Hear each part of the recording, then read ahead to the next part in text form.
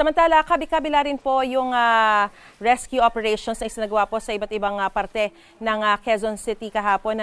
Kabilang sa iniligtas, ang mga natrap sa abot dibdib na baha, pati na rin po yung mga residente na pinasok ang kanilang mga bahay ng baha. Narito po ang unang balita ni Tina Panganiban Perez.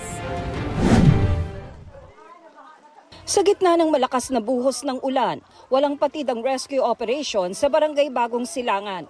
Kahit mga alagang hayop, hindi iniwan. Ang iba, naglakad na lang sa hanggang dibdib na baha, bitbit ang ilan nilang gamit. Abot hanggang bubong sa second floor ng bahay, ang baha sa lugar ni na Annalyn Ang.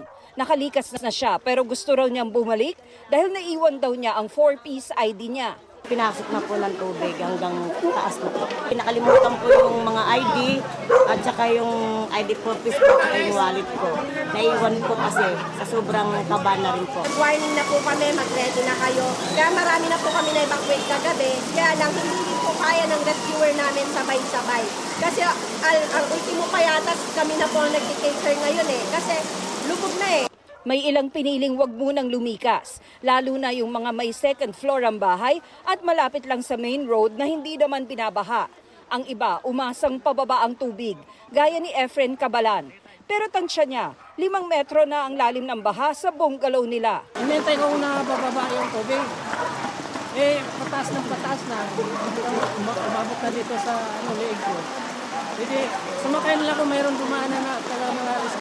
Malapit lang sa main road itong mga magkakaanak na ito, kaya ngayon pa lang sila humingi ng tulong mula sa mga rescuer. Hinintay nila na umabot hanggang ganyan kalalim yung tubig dito para siguro ay unahing i-secure yung kanilang mga gamit sa kanilang bahay. Malapit lang naman yung main road dito, ilang hakbang lang, kaya hindi rin naman daw nalagay sa panganib ang mga ni-rescue ito.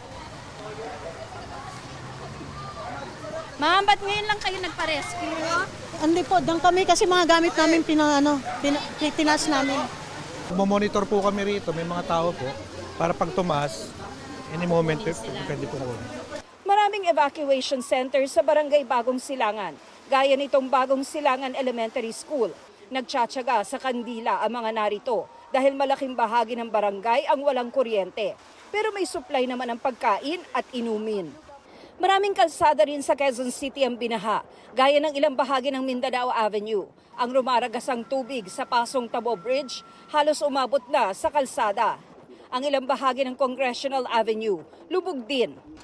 Isang kotse naman ang tumirik sa Quezon Avenue Underpass nang maipit sa malalim na tubig. Natrap po siya sa loob. Tinulak na po namin papunta rito. Gano'ng kalalim ba kanina? Kanina hanggang dito yan eh. Ginawa namang swimming pool ng ilang kabataan ang isang bahagi ng Luzon Avenue na nalubog din sa baha. Di nila alintana ang mga sasakyang nangahas tawirin ang tubig.